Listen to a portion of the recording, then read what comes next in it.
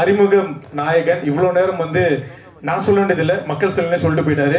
என்னுடைய past and present அப்படின்ற மாதிரியான ஒரு விஷயம் பெரிய அங்கீகாரத்தை கொடுத்துட்டு போயிருக்காரு. வித் ஆல் அவர் prayers and love, let's welcome Kozhippanai Chelladurai here. ரொம்ப டைம் எடுத்துக்கல, முடிச்சிடறேன். உண்மையிலே சேது அண்ணன் வந்துட்டு அவர் சொன்ன வார்த்தைகள் அது என் மேல இருக்க ஒரு சுமையை அதிகமாக்கிச்சுன்னு சொல்லலாம். அவர் ஒரு ரெஸ்பான்சிபிலிட்டி அப்படி அசால்ட்டா என் பக்கம் பாத்துக்கோ அப்படின்னு கொடுத்துட்டு போயிட்டாரு. சேது அண்ணன் கிளம்பிட்டாரு ஒரு வேலையா. ஆனா இது பாப்பாருன்னு நினைக்கிறேன். அண்ணன் நீங்க கொடுத்த ரெஸ்பான்சிபிலிட்டியா கண்டிப்பா ஒழுங்கா நீங்க எதிர்பார்த்த மாதிரியே பண்ணுவேன்னு. Thank you so much.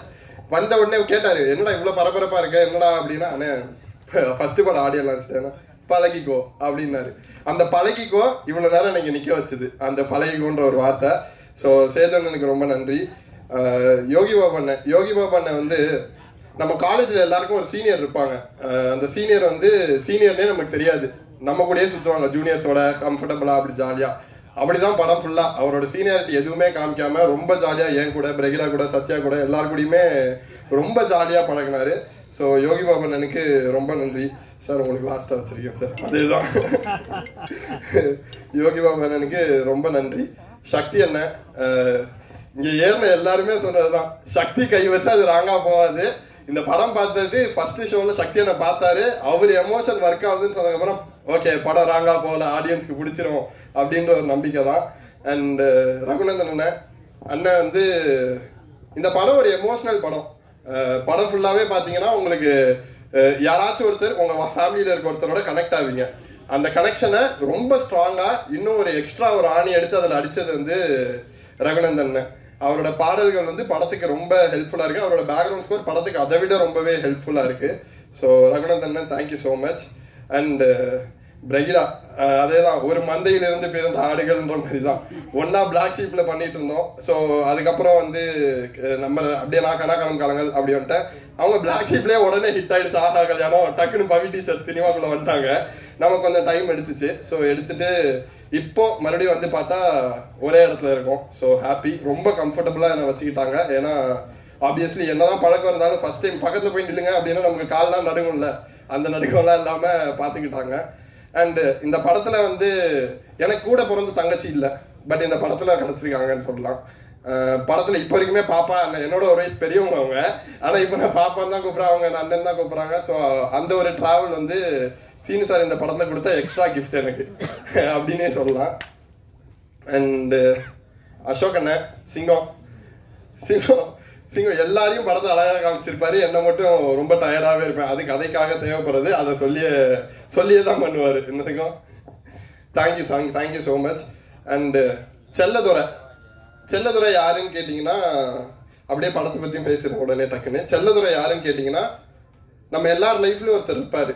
நம்ம எல்லார் குடும்பத்துக்காக அவரு கஷ்டப்படுவாரு, அவரு எல்லாத்தையும் இழப்பாரு. அவருக்கு என்ன வேணுமோ அதை பத்தி யோசிக்கவே மாட்டாரு, குடும்பத்துக்கு என்ன வேணுமோ அதை யோசிப்பாரு. இப்ப என் குடும்பத்தை எடுத்துக்கிட்டீங்கன்னா எங்க அப்பா இருக்காரு. எமோஷனலா ஆகக்கூடாதுன்னு தான் இவ்வளவு நேரம் பேசிட்டு இருந்தேன். எங்க குடும்பம்னு எடுத்துக்கிட்டீங்கன்னா எனக்கு எங்க அப்பா இருக்காரு. எனக்கு என்ன வேணுமோ அதை கொடுக்க மாட்டாரு, அதுக்கு என்ன வேலை செய்ய வைப்பாரு, அதை கத்துக்க வைப்பாரு, அதை பண்ண வைப்பாரு. தம்பிக்கு என்ன, அவன் 21 வயசுல அவன் பிசினஸ் பண்றான், எனக்கும் சேர்த்து அவன் ஒரு வேலையை எடுத்துக்கலாம்.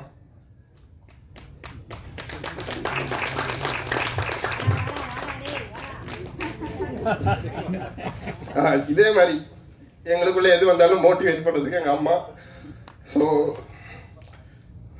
ரொம்ப ஓகே. ஸோ அதுதான். ஸோ இது பக்கா ஃபேமிலிக்கான படம், கண்டிப்பா பாருங்க. இதே மாதிரி ஒரு ஃபேமிலி கதை தானே. ஓகே, நிறைய ஃபேமிலி கதை இருக்கு. இந்த ஃபேமிலி பிரகிடா ஃபேமிலின்னு சொல்லி எல்லாரோட ஃபேமிலி, அதே மாதிரி கோழிப்பண்ணை செல்லதுரைன்னு ஒரு ஃபேமிலி படம் இருக்கு. ரெடி ஆயிடுச்சு. Okay, thank you. எமோஷனலா ஜோக் போட்டு காப்பாத்துறதுக்கு நன்றி. அண்ட் சீனு சார், நான் சினிமா எப்படி ஆரம்பிச்சேன் ஃபர்ஸ்ட் என்ன இன்ட்ரடியூஸ் பண்ணிக்கிறேன். பிளாக் ஷீப்னு ஒரு யூடியூப் சேனல், அது என்னோட வீடு. அங்கதான் கத்துக்கிட்டேன் ஃபவுண்டேஷன், எப்படி அசிஸ்டன்ட் டைரக்டர்னா என்ன, டிஓபினா என்ன, இதெல்லாம் கத்துக்கிட்டது. அங்க இருந்து கட் பண்ண ஆடிஷன். ஹாட்ஸ்டார்ல கனாகனம் காலங்கள்னு ஒரு வெப் சீரிஸ் பண்ணேன். கணக்கானும் காலங்கள் எப்படி ஒரு ஸ்கூல் லைஃபோ அதே மாதிரி என்னோட ஸ்கூல் நான் இப்ப கத்துக்கிட்டது எல்லாத்தையும் ஒரு 2 வருஷம் எங்கேயாச்சும் பண்ணி பார்க்கணும்ல, அப்படி ஒரு இடம் தான் எனக்கு கணக்கானும் காலங்கள். அதுக்கப்புறம் ஜோன் ஒரு படம். ஜோன்ற படத்துல அது இன்னும் கொஞ்சம் அதிகமாச்சு, எக்ஸ்ட்ராவா கத்துக்கிட்டு அது காலேஜ். இப்போ சீனராமசாமின்னு ஒரு யூனிவர்சிட்டியிலேருந்து வெளில வந்திருக்கேன். அப்போ அது எவ்வளோ பெரிய விஷயம் பார்த்துக்கோங்க அவர்கிட்ட வந்து கற்றுக்கிட்டது. சின்ன எக்ஸாம்பிள் தான். சார் டப்பிங் அப்போ சார் இது அந்த பிள்ளையா அந்த பிள்ளையா சார் அப்படின்னு கேட்டால் அது ரெண்டுச்சும் சேர்த்து ஒன்று சொல்லுவார். நமக்கு புதுசாக இருக்கும், மிரளுவோம், நம்ம என்ன பண்ணுறது இப்போ அப்படின்னு மிரளுவோம். அப்படி மிரள வைக்கக்கூடிய நிறைய விஷயங்கள் எனக்கு சொல்லி கொடுத்துருக்காரு. கிட்டத்தட்ட அவர் கடந்து வந்த பாதைகள் அதிகம். அதை இந்த ஒரு வருஷத்து இந்த ஷூட் ஆரம்பிக்கிறதுக்கு முன்னாடிலேருந்து அவர் கூட பழகினதுல நான் அதுலேருந்து ஒரு 10% கத்திருப்பேன்னு நினைக்கிறேன். கண்டிப்பாக அடுத்தடுத்து சாருக்கு எப்பவுமே கடமைப்பட்டிருக்கேன். Thank you so much sir. Thank you. And thanks to the press and media. Sorry ஃபர்ஸ்டே எடுத்தோன்னே சொல்லலை. பிரஸ் மீடியா நண்பர்கள் எல்லாருக்குமே நன்றி. Thank you so much.